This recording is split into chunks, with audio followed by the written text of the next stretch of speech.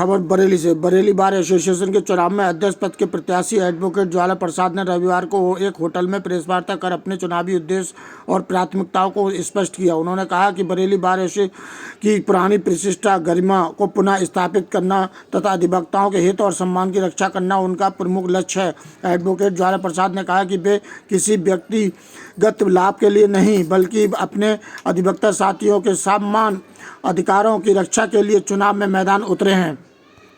जी, मैं Bareilly bar association Bareilly का अध्यक्ष पद का प्रत्याशी हूँ। मैं बरेली बार एसोसिएशन में अधिवक्ताओं के हित के लिए कार्य करूँगा। अधिवक्ताओं की पुरानी शाख, जो बार की हमारी पुरानी शाख, उसको पुनर्स्थापित करने की कोशिश करूँगा। मैं बरेली बार में जो समस्याएं नए अधिवक्ताओं को सीट की हैं वो मैं प्राथमिकता के आधार पर उनको पूरा करूंगा। महिलाओं के लिए शौचालय की व्यवस्था नहीं है, मेरा पहली प्राथमिकता होगी कि महिलाओं के लिए शौचालय का पुनर्स्थापित करूं, शौचालय बनवाऊं, स्वच्छता का ध्यान रखूं, सबसे पहली प्राथमिकता होगी मेरी। मैं कोई घोषणा पत्र नहीं दे रहा हूं। मैंने 40 साल तक जो यहाँ पर देखा है, जो अनियमितताएं हुई है, जो शाख हमारी बीच में जो खराब हुई है, उसको पुनः उसी रूप में लाने की कोशिश करूंगा। मैं सिर्फ अधिवक्ता हित के लिए कार्य करूंगा। हमारा बार और बेंच ये होता है, हमारी बार पहले आती है, बेंच बाद में आती है। वर्तमान जो प्रत्याशी, वर्तमान जो अध्यक्ष हैं, उन्होंने बेंच पहले कर दिया है, बार बाद में कर दिया है।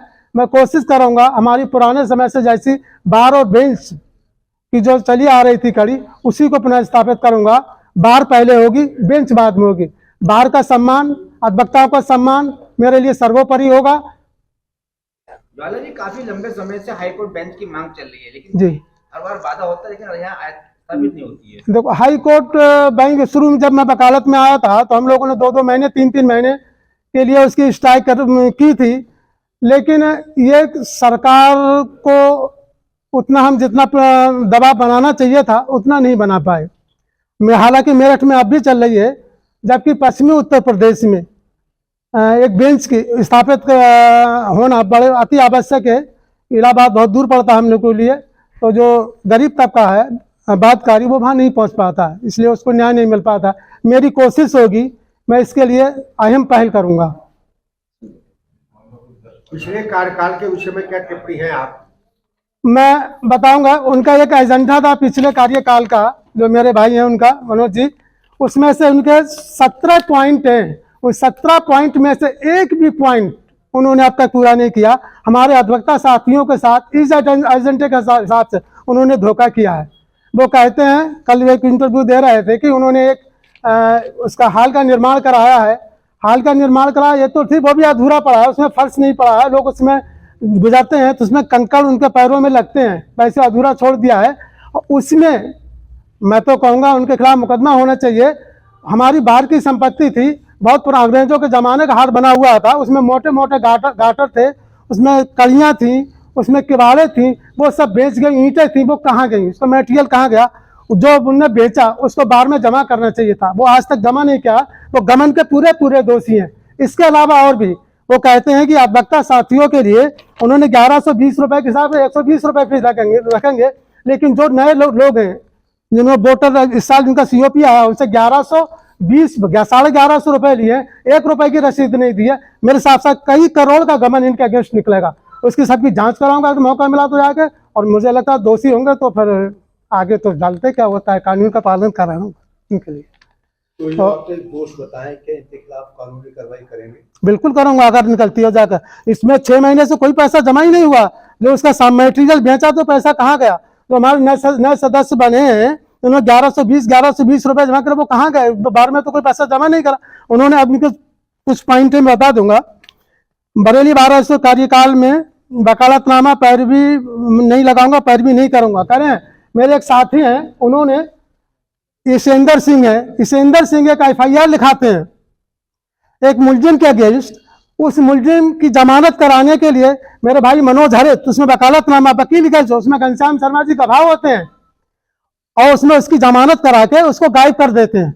आज तक उसके रेट वारंट आप जानते हैं, शायद किसी किसी का होता है, रेट क्रॉस उनका वारंट जारी है, इनकी नॉलेज में है, अब वो आज तक उसको हाजिर नहीं कर पा रहे। हमारे एक अधिवक्ता साथी के खिलाफ आप वकालतनामा करके एक मुतसादल मुलजिम जमानत कराते हैं और अधिवक्ता हित की बात करते हैं। आप अधिवक्ताओं के हितैषी नहीं है, आप स्वयं के हितैषी हैं। अधिवक्ताओं के हित कोई भी काम आपने 2 साल में नहीं किया, कोई भी एक काम कर देते तो शायद मैं समझता हूँ कि अधिवक्ताओं के तो ठीक होता। वो कहते हैं कि मैं हर महीने कार्यकाल की मीटिंग बुलाऊंगा, उन्होंने कहा था। हर जो है उसके 2 महीने 1 महीने के अंतराल से आम सभा की मीटिंग बुलाऊंगा। आज तक 2 साल हो गए, कोई भी आम सभा या कार्यकारिणी की मीटिंग इनके कार्यकाल में नहीं बुलाई गई। क्या कर रहा है? समय चुनाव की बेला चल रही है जी, और आपको ये जितने दोष या वो है, आप आरोप लगा रहे हैं। मैं आरोप नहीं लगा रहा, मैं सत्य बता रहा हूँ। मेरे पास से सब भाई को दूंगा, मैं आरोप नहीं लगा रहा हूँ। पहले भी आपने इसके खिलाफ कोई आवाज उठाई है? भाइयों,